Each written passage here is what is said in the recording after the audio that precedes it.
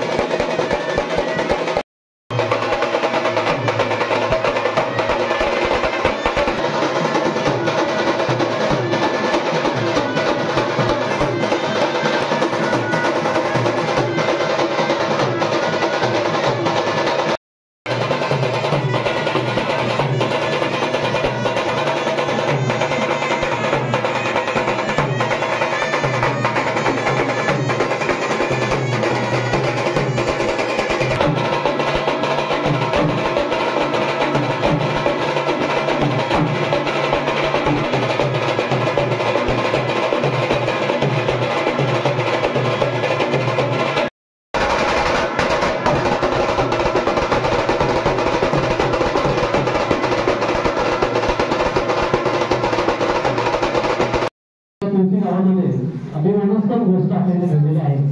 त्याच्या निमित्ताने आपल्या या वाडीतील आपल्या कलापथकातील आपल्या गावातील समुद्र शाहीर मोहन पाडावे यांना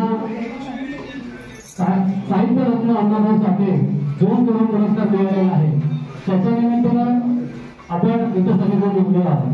तर त्यांचा हा पुरस्कार मिळालेला आहे. त्याच्या निमित्ताने त्यांचा एक छोटासा सत्काराचा कार्यक्रम आपल्या कलापथकाच्या वतीने आयोजित करण्यात आलेला आहे. आपण सगळ्यांनी तो उपस्थित राहिला त्याबद्दल मी सगळ्यांचे पहिल्यांदा हार्दिक स्वागत करतो. या कार्यक्रमासाठी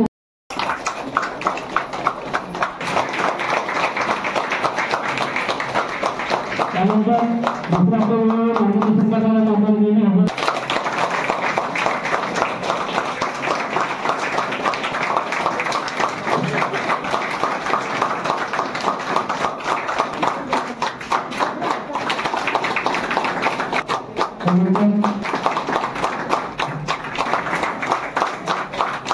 आपल्या कार्यकर्त्यांच्या वतीनं जाहीर आपण सत्कार करावा. मी आपल्या गुरुवर्य त्यांना सगळ्यांना विनंती करतो की माननीय माळी यांनी त्यांचा सत्कार करावा असं मी विनंती करतो.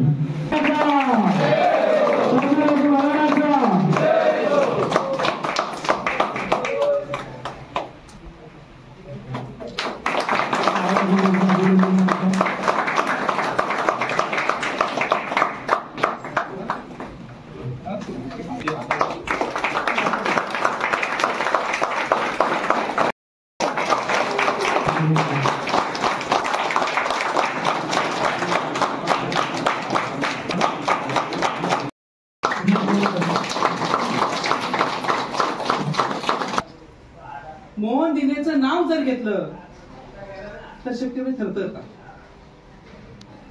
म्हणजे वस्तुस्थिती आहे. आपला असा एकमेव पुरस्कार आहे. मला अभिमान वाटतो मोहन बुवा की जिथं आपला कोणच ओळखीचा नातेवाईक नव्हता त्या महाराष्ट्र सांगलीमध्ये जाऊन आपल्याला हा पुरस्कार मिळाला. हा पुरस्कार याचा सार्थ अभिमान आहे. आमच्या घराण्याचं नाव मोठं झालं याचा आम्हाला अभिमान आहे. त्याच्या माध्यमातून माणूस मोठा होऊ शकतो.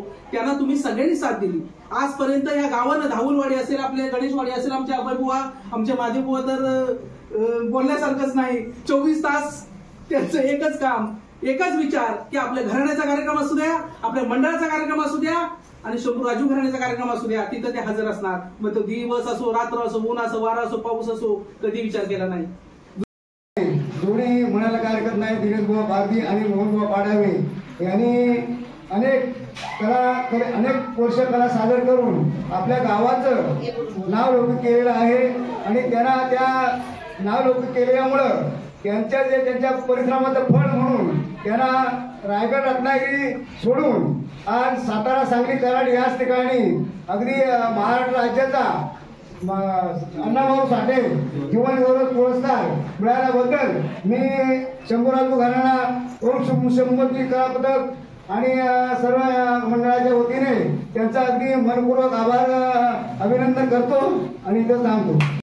आहे लोकशाही अण्णाभाऊ साठे यांच्या नावाने पुरस्कार मिळेल, कारण लोकशाही अण्णाभाऊ साठे ही साधी एक छोटीशी व्यक्तिमत्व नाहीये, अखंड संपूर्ण महाराष्ट्र नव्हे देशाला आदराचं स्थान असलेले लोकशाही अण्णाभाऊ साठे यांच्या नावाने पुरस्कार मिळतो। लक्षात घ्या, पुरस्कार कोणाच्या नावाचा आपल्याला मिळतो याला फार अधिक महत्व आहे आणि तो पुरस्कार साहित्यरत्न ज्यांनी या साहित्यामध्ये अनेक साहित्य निर्मिती केली, आपल्या लेखणीच्या कौशल्याने या ठिकाणी कलेमध्ये जागृती केली, त्या लोकशाही अण्णाभाऊ साठे यांच्या नावाचा पुरस्कार आज तुळशी गावातील मोहनबुवा पाडावे यांना या ठिकाणी प्रदान करण्यात आला।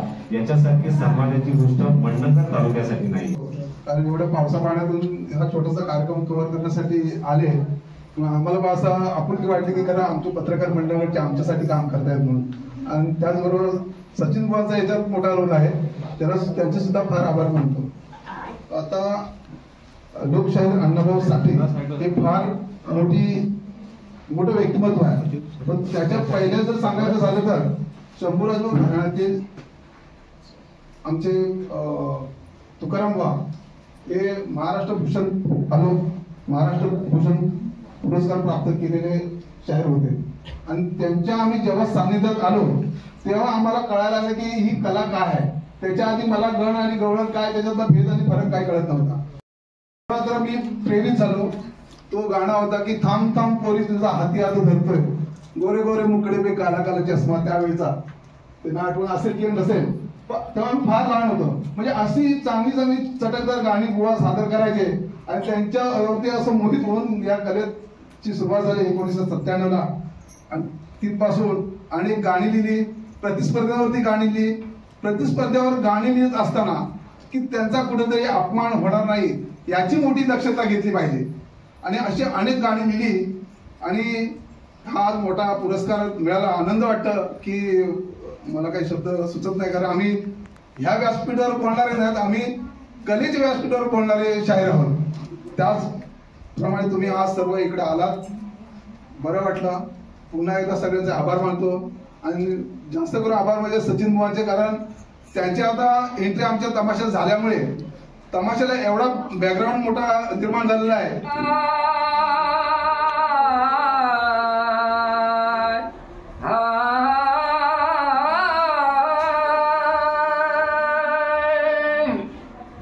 नको करू ग